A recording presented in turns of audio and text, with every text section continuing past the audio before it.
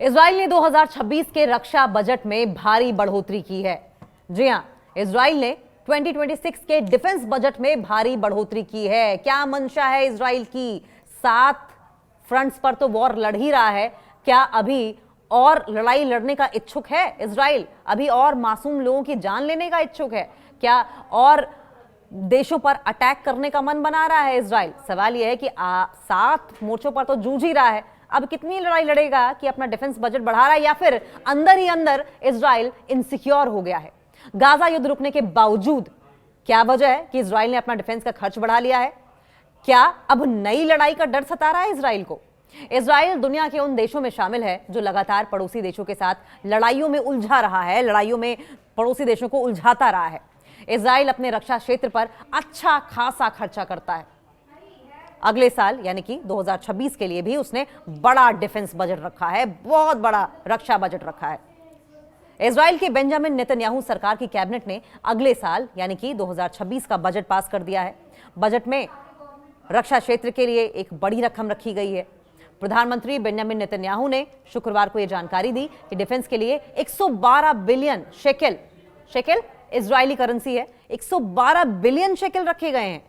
ये इजराइल सरकार की अपनी सेना और हथियारों पर खर्च बढ़ाने के इरादे को दिखाता है और इससे आने वाले वक्त में नई लड़ाई का अंदेशा भी पैदा होता है। रॉयटर्स की रिपोर्ट के मुताबिक इजरायली कैबिनेट के 2026 के लिए मंजूर किए गए बजट में रक्षा पर 112 अरब शेकेल, 35 अरब डॉलर का प्रावधान है, जो पहले के 90 अरब शेकेल के प्रस्ताव से काफी ज्यादा है। यानी कि कई गुना ज्यादा अब की बार बजट में बढ़ोतरी, डिफेंस बजट में बढ़ोतरी इजराइल की ओर से की गई है। और इसी पर अब मिडिल ईस्ट कंट्रीज हो, गल्फ कंट्रीज हो, उन्होंने कयास लगाने शुरू कर दिए हैं कि इजराइल के मन में क्या चल रहा है। क्या नई साजिश, क्या नए जंग की तैयारी में है इजराइल? इस बजट को अब संसद में वोटिंग के लिए रखा जाएगा। हालांकि सरकार में मतभेदों के चलते इसे मंजूरी दिलाना नेतन्याहू के लिए आसान नहीं होगा।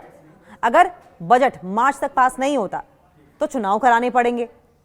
इजराइल में लगातार अंदरूनी कलह भी बनी हुई है।